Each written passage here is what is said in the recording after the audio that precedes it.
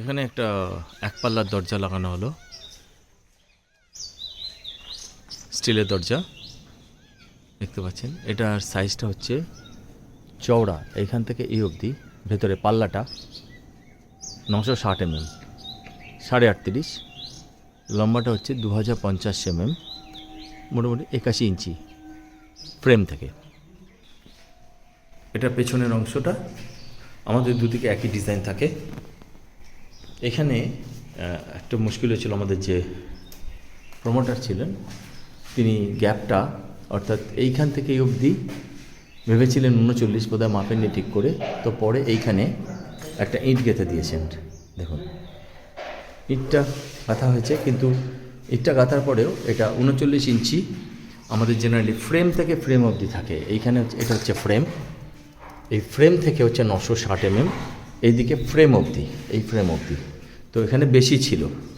তো সেখানে আমাদের কী করতে হয়েছে, একটা বড় ফাস্টনার দিয়ে জিনিসটা লাগাতে হয়েছে।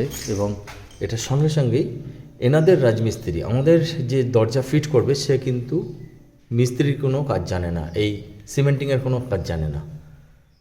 এইটা কিন্তু আপনাদের মিস্ত্রিকে দিয়ে করিয়ে দিতে হবে জিনিসটা। তো উনি সঙ্গে সঙ্গেই সিমেন্টিং করে দিয়েছেন, খুব ভালো করে দেখতে পাচ্ছেন, এইভাবে সিমেন্টিং করে দিয়েছেন। মিস্ত্রি বাবা দাঁড়িয়ে আছেন, ওপরটাও সিমেন্টিং করা হয়েছে যে গ্যাপটা ছিল। এবং এটা 42 ইঞ্চির চেয়েও বেশি থাকা সত্ত্বেও 39 ইঞ্চির দরজা লাগিয়ে দেওয়া হয়েছে। দেখুন এতটা সিমেন্টিং করতে হয়েছে, অনেকটা বেশি, প্রায় 3 আঙুলেরও একটু বেশি, 4 আঙুলই ধরতে পারেন সিমেন্টিং করতে হয়েছে। আর দরজাটা হচ্ছে আমাদের সমস্ত দরজার মতোই মাল্টিপল লক, এখানে লকিং সিস্টেম আছে, এখানে লকিং সিস্টেম আছে, ওপরেও লকিং সিস্টেম আছে। দেখুন দেখতে পাবেন, দেখা যাচ্ছে আশা করি লকিং সিস্টেমটা, লকিং সিস্টেম আছে, একদম তলাতেও লকিং সিস্টেম আছে, এখানেও আছে এবং ওইখানেও আছে লকিং সিস্টেম।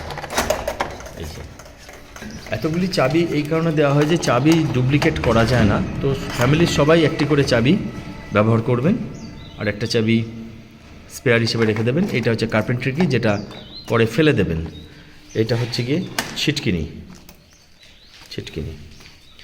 তো একটা দরজার চারিদিকে লক হয়ে যাচ্ছে এবং তার সিকিউরিটিটা যথেষ্ট শক্তপোক্ত। 70 mm এর দরজা, এটা এক পাল্লা। এই হচ্ছে হিঞ্জিং সিস্টেম, পরিষ্কার রাখতে হবে। দরজাটার মেনটেন্যান্স বলতে একটু মাঝে মাঝে তেল দেওয়া, হিঞ্জে একটু তেল দেওয়া, আর তলার যে গর্তটা আছে ওইটা যেন নিয়মিতভাবে, এই যে ফুটোটা আছে এইটা যেন বন্ধ না হয়ে যায়, তাহলে চাবি আর আটকাবে না। Stiller handle. এই সিমেন্টিং করাটা খুব জরুরি, এটাই এই পার্টের মূল বক্তব্য। এইখানে যে অংশটা বাকি রাখতে বলেছিলাম, এখানে একটা মার্বেল ওরা পরে পিস করে কেটে লাগিয়ে ম্যাচ করিয়ে দেবে, আর এটা লেবেল হয়ে যাবে, তখন এটা একদম লেবেলে চলে আসবে। এইটা ডোরসিলটা আছে, যেটা রাবার ডোরসিল, যেটা পোকা আটকাতে বা সাপ আটকাতে বা ইঁদুর আটকাতে সাহায্য করে।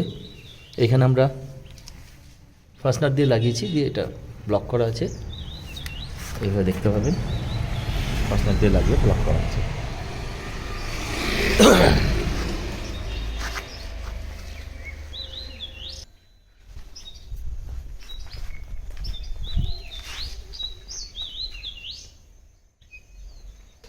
দরজাটা আস্তে আস্তে বন্ধ করো তো,